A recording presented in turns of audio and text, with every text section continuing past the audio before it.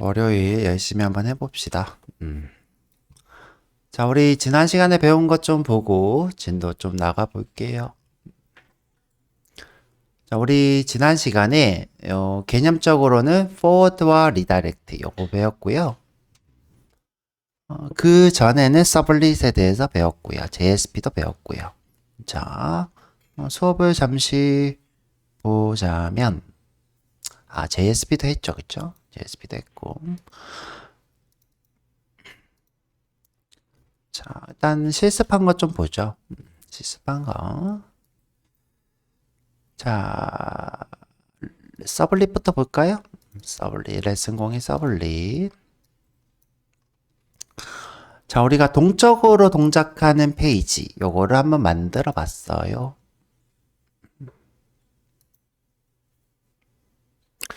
자, 지금 우리가 보고 있는 이 동적 리소스는 어디서 동작하는 거죠? 우리가 만든 이 동적 리소스? 톰캣에서 제공하는 동적 리소스죠. 이때 이 타입은 뭐라고 부를 수 있을까요? 이 친구의 타입. 자, 말하기 좀 그래도 한번 입으로 거치거나 머릿속으로 거치면 조금 더 외워지니까 자, 서블릿이죠. 우리가 HTTP 서블릿을 줄여서 서블릿이라 부르고요. 자, 이 친구를 상속받아서 구현해서 톰캣의 리소스로 저장해 놓으면 우리가 요런 요청이 한 건 레슨 0에 서블릿.do라는 요청이 왔을 때 이 친구를 실행하죠. 누가?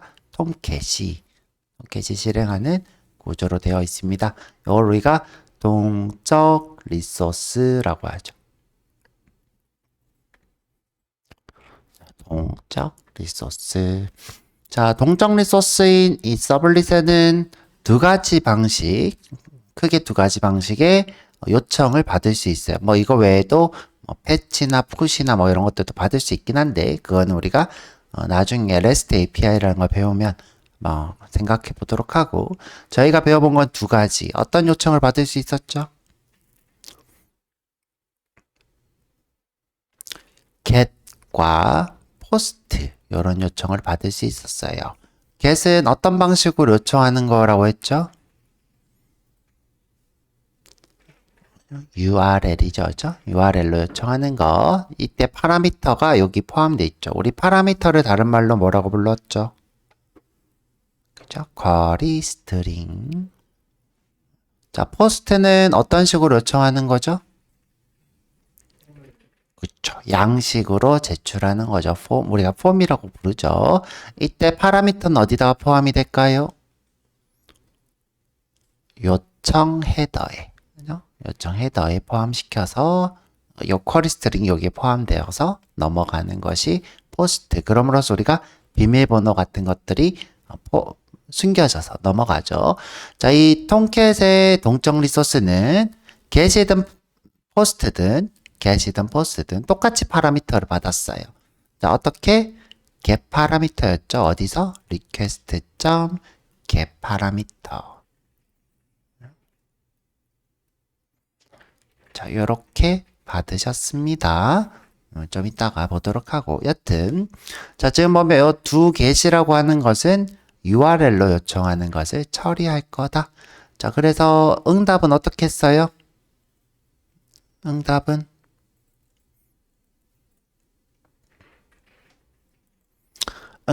리스폰스에다가 이렇게 담아놓기만 하면 프린트 라이트로 써서 담아놓기만 하면 요청했을 때 자동으로 응답하는 구조로 되어 있었죠. 요게 응답. 요청도 한번 볼까요? 자, do post 요거 볼까?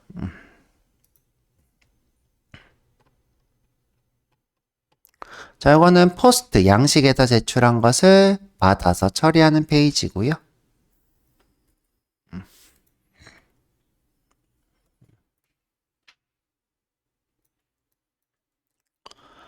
자, 요청을 어떻게 받아서 처리하고 있죠?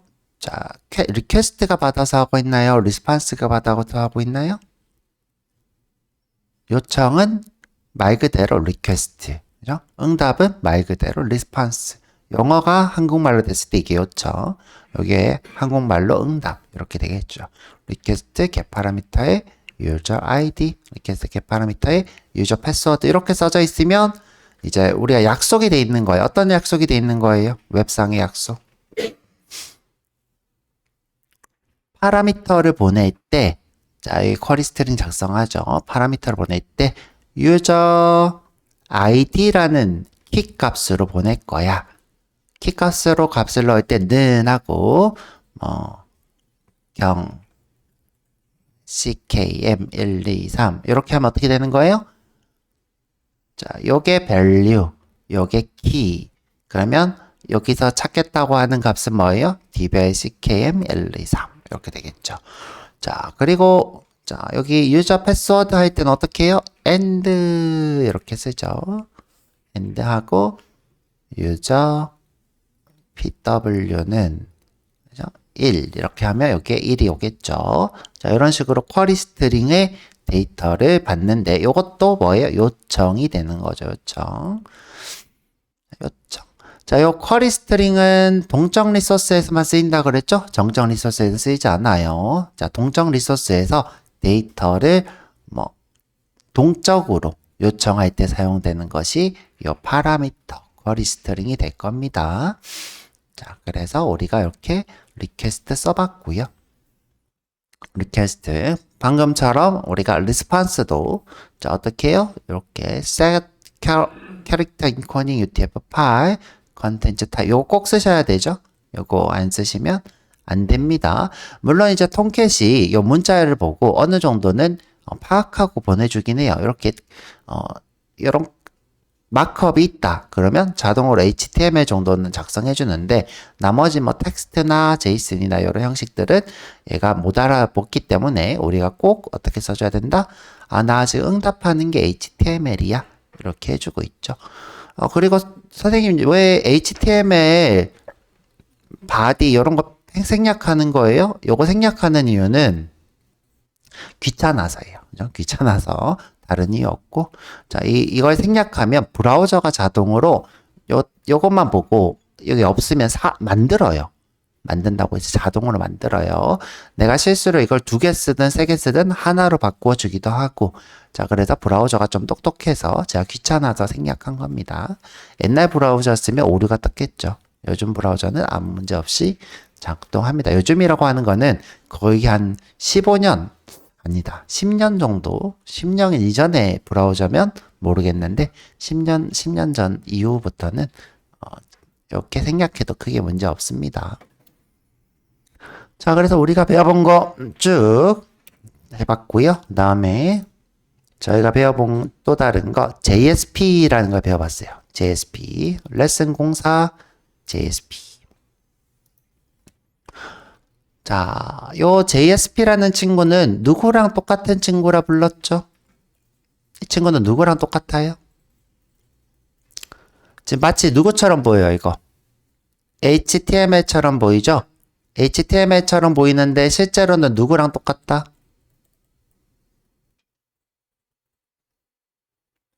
누구랑 똑같다? HTML이 아니고 누구랑? 서블릿이랑 똑같다. 우리 방금 본 서블릿이랑 똑같은데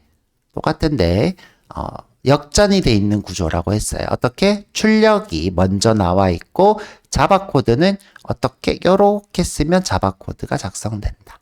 출력은 이렇게 쓰면 자바 코드가 출력된다. 그래서 굉장히 문법적으로 어렵다라고 했어요. 자, 이렇게 쓰는 것이 자바 코드고요. 그 다음에 이렇게 쓰면 자바 코드를 출력하는 우리가 알고 있는 out.print가 된다고 했습니다. 요게 요 부분이라고 했어요. 자, 그래서 여기가 누구 아니라 정확히 이 친구는 자바 코드에서 어디야? doGet 함수안이라고 했어요. doGet 함수안. 그래서 여기 안에서 우리가 request든 response든 쓸 수 있다. 자, 볼까요? 자, 여기 와서.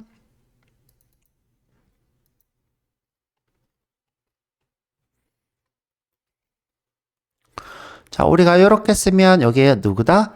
doGet 아니더라. 그래서 여기에는 리퀘스트 객체와 리스판스 객체, 그리고 우리 눈에 보이지 않지만 프린트 라이트에 아웃 이렇게 써져 있더라. 자, 그래서 리퀘스트에서 get 파라미터 id, 리퀘스트의 get 파라미터 name, 그러면 똑같이 서블릿처럼 어떻게 돼 있는 거예요? 이렇게 넘기는 거죠.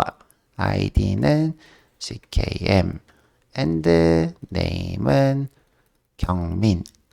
그러면 자, 여기에 요 ckm이 오고, 자, 여기에 경민이 이렇게 오고, 그렇죠?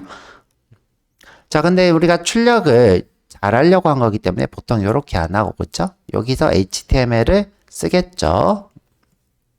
자, 이쁘게 원래 쓰겠죠. 보통 이렇게 하는 게 아니라, 자, out.print랑 똑같은 코드가 뭐라고 했죠? 자, p 태그에다가 id하고, 자, 출력은 자, 퍼센트 한 후에 는 이렇게 하시면 출력 id. name은 name.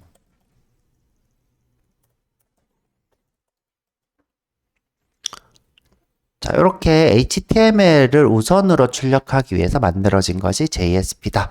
자, 우리가 서블릿과 JSP를 구분함으로써 얻는 이득이 뭘까요? 이 JSP를 씀으로써 얻는 이득. 프론트엔드 개발이 쉽다 그랬죠? 프론트엔드 개발이 쉽다. 이런 얘기를 했습니다. 그래서 우리가 웹 개발자들, 프론트엔드 개발자들이 회사에서 도망가지 않기 위해서는 이런 JSP 형식의 문서를 쓰셔야 되겠죠? 제가 이제 예로, 자, 우리 프론트엔드 개발자한테 이거 화면 좀 꾸며주세요. 그러면 개발자 어떻게 한다고요? 퇴사, 도망, 그쵸? 도망간다 그랬어요. 자, 그래서 우리가 이걸 해야 된다. 자, 그래서 이제 우리가 어제 마저 배워봤던 게 뭐냐? 자, 요런 페이지가 위쪽이 우리가 데이터를 처리하는 곳이다 치면, 자, 우리가 응답하는 요 부분을 JSP로 하기 위해서 포워드라는 기술을 배웠어요. 포워드.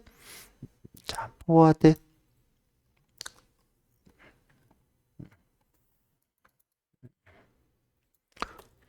자, 포워드.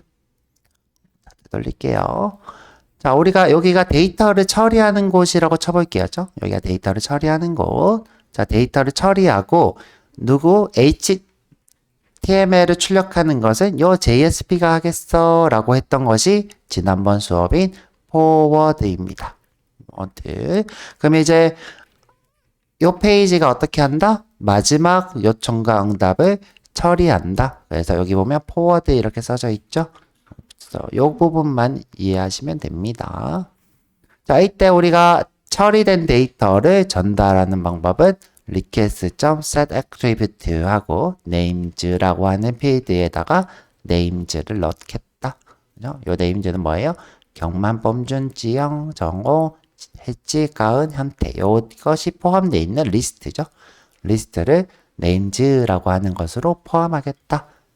그럼 이제 이 포워드 쪽에서, 자, 여기서 set attribute 했으니까 어떻게 해서 가져올 수 있다 그랬죠? set이랑 반대쪽 뭐예요? get. get attribute 해서 가져올 수 있다 그랬어요. 왠지 열심히 보고 있는데 아무도 대답을 못 하는 것 같아.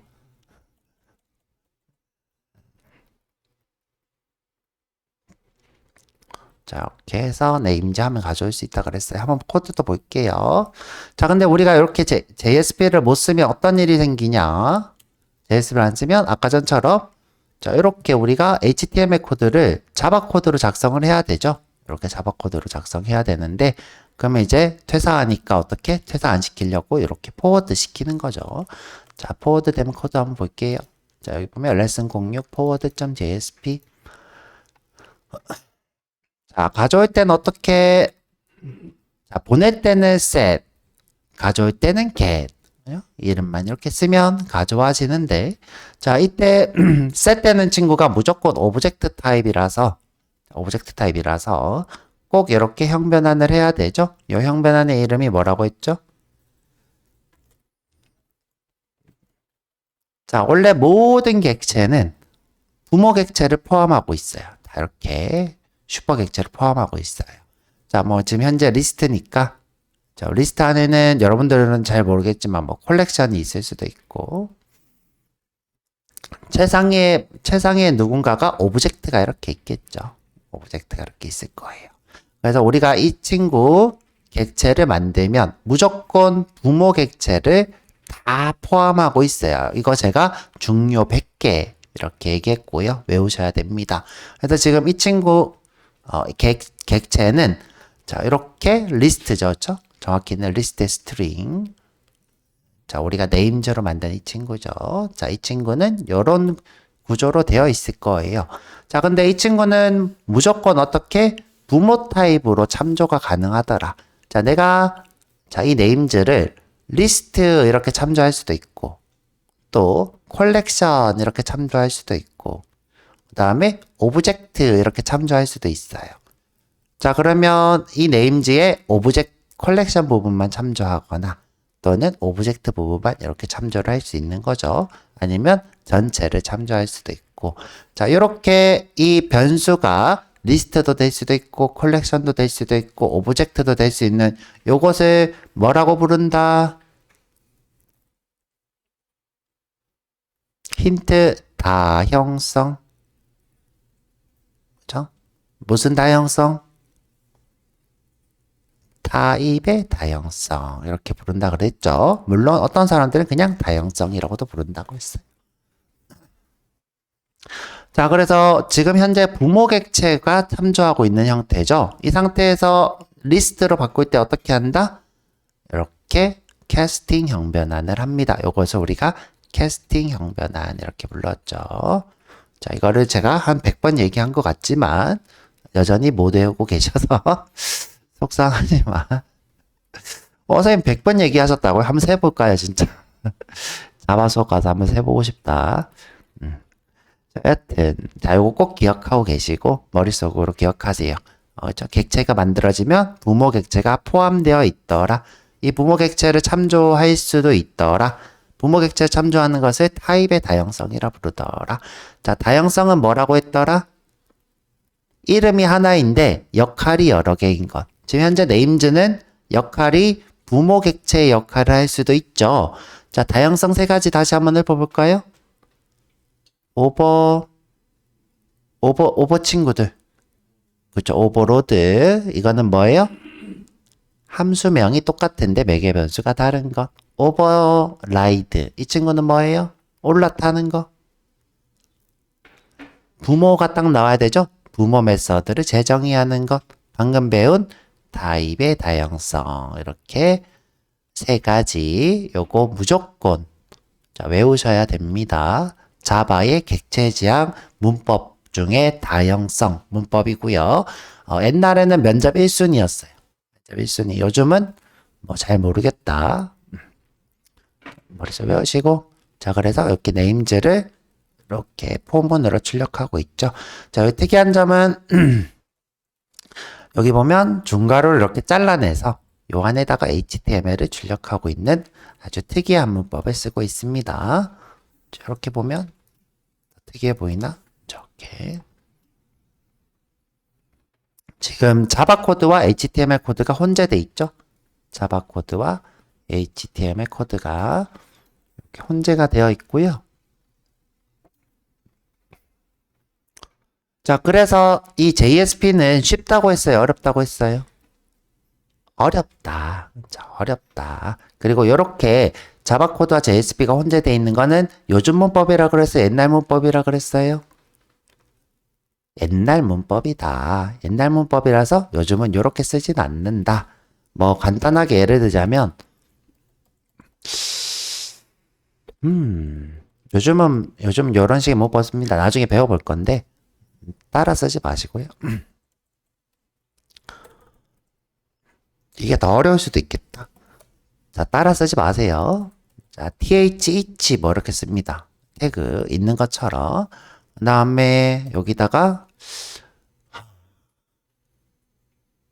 value였나? each였나? 기억이 안 나는데 잠시만요.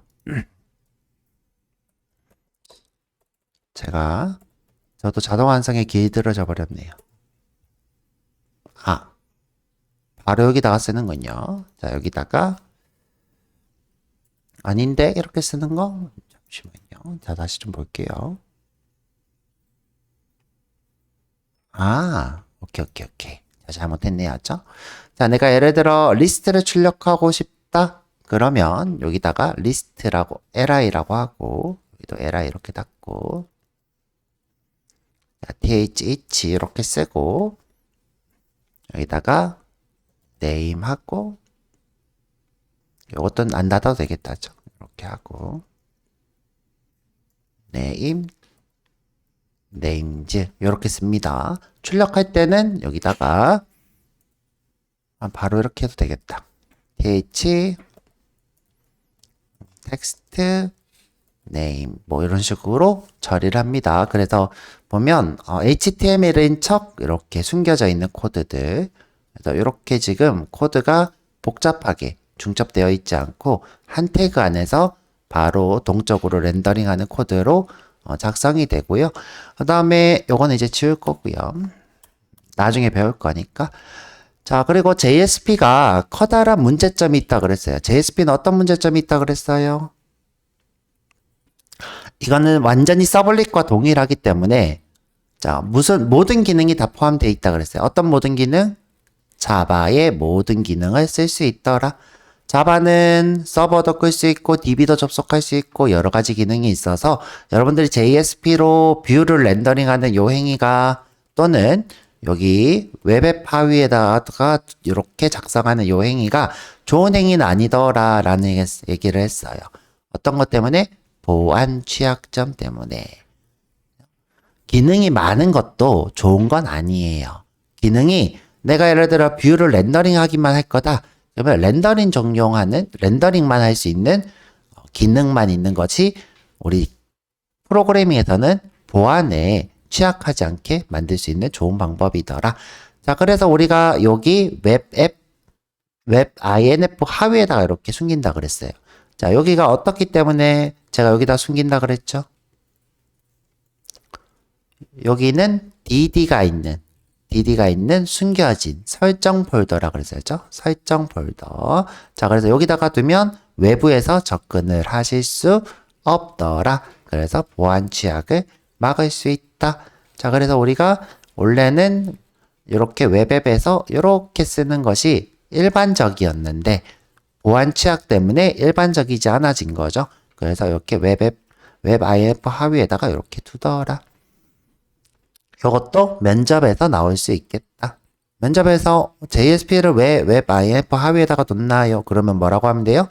JSP는 뭐기 때문에 자바고 서블릿이기 때문에 기능이 너무 많아서 웹앱 하위에다가 두면 보안이 취약할 수 있더라. 여기는 노출된 폴더이기 때문에 누구나 다 접근할 수 있는 리소스 위치이기 때문에 자, 이 친구를 숨겨져 있는 폴더, 설정 폴더를 두는 곳인 웹 INF 하위에 둡니다. 이렇게 얘기하면 면접 만점, 그렇죠? 만점 바로 뽑히겠죠. 자, 여러분들이 이제 제가 면접 팁을 드리자면 여러분들 면접관이 얘기하는 걸 100% 대답할 수 없어요. 여러분들이 이제 제일 잘못하는 게 뭐냐, 면접할 때, 이거 내가 질문할 것을 다 외우고 가는 거야. 질문할 만한 것들. 자, 이렇게 하는 거는 좋은 면접 자세가 아니에요. 자, 이 면접관이 할 수 있는 대답들 중에 몇 가지만 완벽하게 대답하는 게 중요해요. 이것도 어종도종, 이것도 어종이도종. 이렇게 얘기하는 것보다는 어떻게 몇 가지만 완벽하게 얘기하면 면접을 굉장히 잘 본다. 선생님, 그러면 얘네들은 어떻게 대답해요? 아, 제가 뭐 기억이 잘 안 난다. 뭐 대답을 준비 못했다. 이렇게 얘기하는 게 맞지. 내가 정확하게 못 배운 것 같다. 더 열심히 하겠다. 이렇게 하는 게 맞지. 여러분들이 모르는 걸 대답하는 거는 잘못된 방법이에요. 면접관이 모를까요? 여러분들이 모르는 거를? 100% 알아요. 그렇죠? 100% 알기 때문에 면접하실 때는 무조건 모르면 모른다. 아는 거는 최대한 정확하게 얘기하는 것이 제일 중요합니다. 자, 그래서 우리 지난 시간에 한 거 쭉 복습을 했고요. 자, 복습이 제일 졸리는 사람도 있고 재밌는 사람도 있고 뭐 그러겠죠. 자, 우리 오늘은 지난 시간에 못 배운 리다이렉트라는 걸 한번 해볼 거예요. 포워드는 우리가 복습도 했으니까 보시고 포워드